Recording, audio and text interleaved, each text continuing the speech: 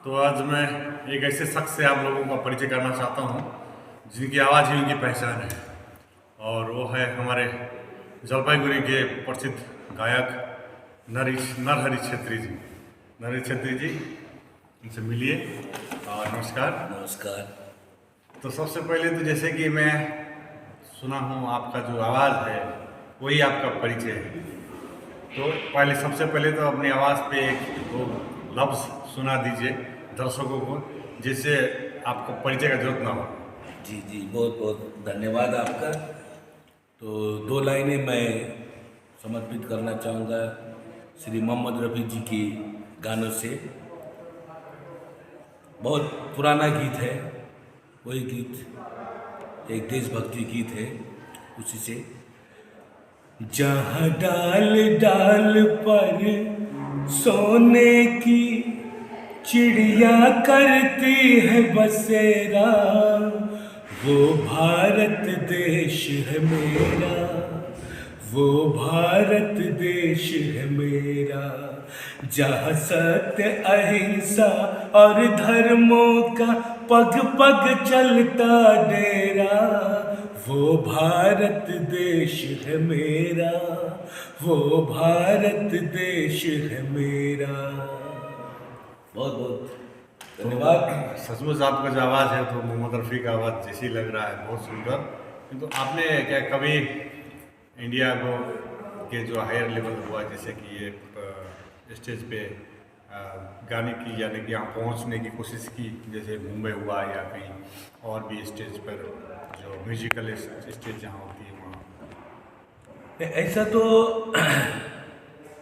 कोशिश किया तो नहीं, ये भी सही नहीं, कोशिश नहीं। बादिया मेरा दामन रास्ते मेरी बाहें, जाओ मेरे सिवा तुम कहाँ जाओगे। बादिया मेरा दामन, मन मेरे दिल पे तुम्हारा है दोस्तों, एहसान मेरे दिल पे तुम्हारा है दोस्तों, ये दिल तुम्हारे प्यार का मारा है दोस्तों, ये दिल तुम्हारे प्यार का मारा है दोस्तों। चाहूँगा मैं तुझे साँझ सवेरे, फिर भी कभी अब नाम को तेरे आवाज मैं न दूंगा, आवाज मैं न दूंगा। नो সরসী কেন ভরেছে জলে, কত কি রয়েছে লেখা কাজলে কাজলে, নয়ন সরসী কেন। किया ये भी सही नहीं, क्योंकि कोशिश तो किया था, बहुत स्टेज प्रोग्राम भी किए हैं। तो उस समय जहाँ जहाँ पर भी मैं गाता था तो लोग बोलते थे कि ये मतलब जो मैं बोलता हूँ जिस तरह से, जब माइक पकड़ता हूँ जब गाता हूँ तो अलग एक शख्स नज़र आता है। तो ऐसा तारीफें तो बहुत सुना है लोगों से, और बड़े बड़े गुनी गुनी कलाकारों के बीच भी अपना जो प्रस्तुति दिया हुआ है, लेकिन वो शायद ऊपर वाले की करम है या कुछ है, वो अभी बना नहीं उस तरह से, तो बस चल रहा है, कोई बात नहीं। तो आप ये मानवथान सेवा समिति यानी कि सतगुरुदेव महाराज श्री सतपाल जी महाराज के दरबार में कब से जुड़े हैं, कैसे आपको प्रेरणा मिला जो जुड़े हैं? जी जी, ये तो एक तो कृपा थी। शुरुआत से ही, बचपन से ही माहौल घर का भी वही था, सभी लोग गुरु महाराज जी से, गुरु दरबार से जुड़े थे, लेकिन वो था घर का माहौल। फिर जब मेरा बचपना शुरू हुआ, उसके बाद थोड़ा बहुत किशोर अवस्था में आया, तो जैसा कि सब जगह होता है, सबके साथ होता है, तो माहौल जो है घर से बाहर का माहौल में आदमी ढलने लगता है, तो फिर हम बाहरी दुनिया में घूमने लगा, वहीं मस्त रहा। तो गुरु दरबार में तो जुड़ा हुआ था, जुड़ने के बाद भी जो है मतलब दिल से नहीं जुड़ा हुआ था, घर वालों की प्रेशर से हो या फिर उसके बाद में एक घटना हुई मेरे साथ। मैं हमारे गुरु दरबार के ही संत महात्मा पूजनीय केशव भाई जी की कृपा हुई मुझ पे।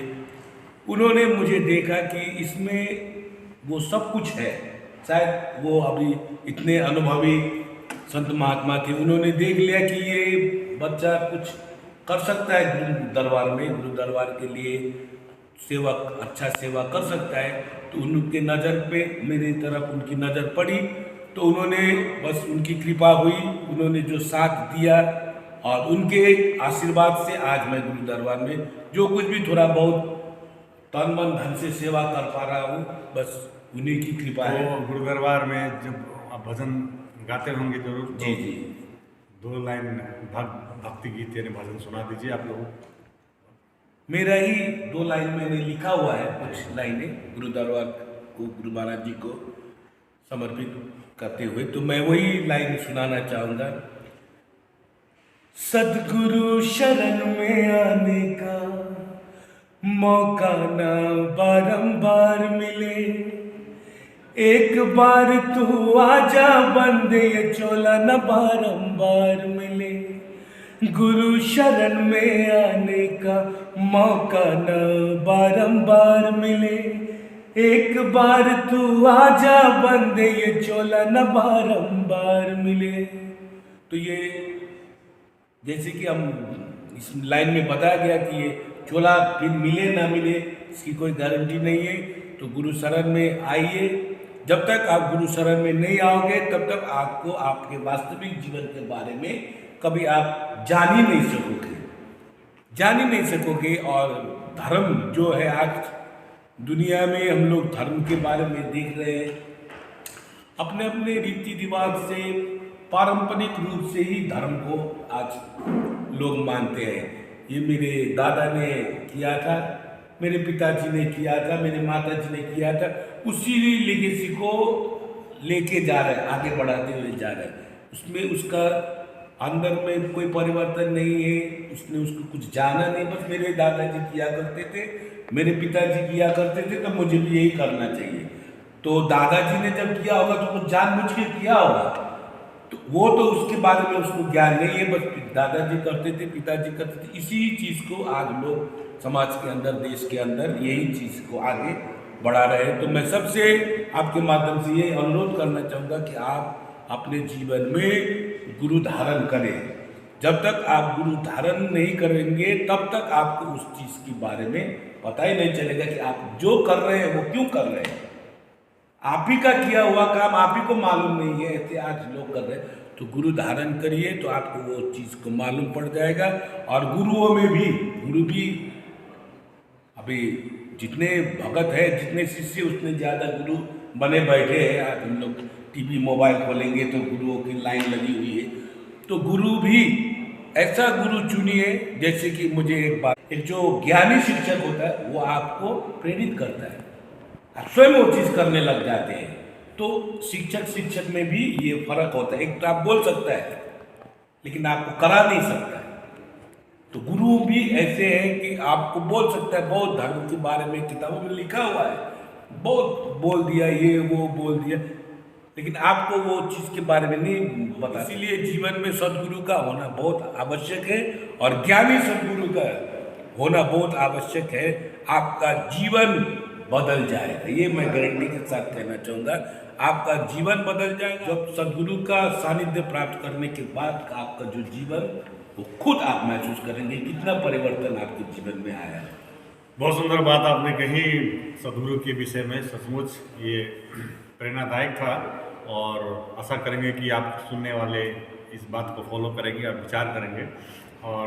और भी जैसे कि आप सुने कि और भी बड़े बड़े सिंगर की आवाज़ निकालते हैं, तो 1-2 लाइन और गुनगुना देते तो अच्छा था, जैसे मोहम्मद अजीज़ के आवाज़ में कुछ गुनगुना दीजिए। ठीक है, जब आप मोहम्मद अजीज़ के बारे में बोल रहे हैं तो उनका भी एक बहुत सुंदर देशभक्ति गीत गाया हुआ है, तो दो लाइनें उनका भी करे।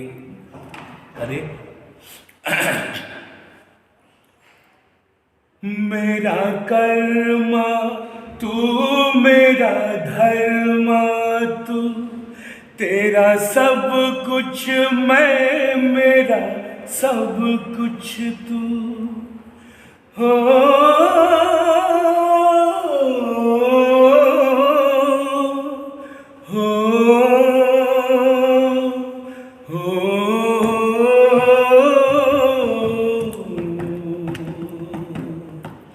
हर करम अपना करेंगे ऐ वतन तेरे लिए, दिल दिया है जान भी देंगे ऐ वतन तेरे लिए।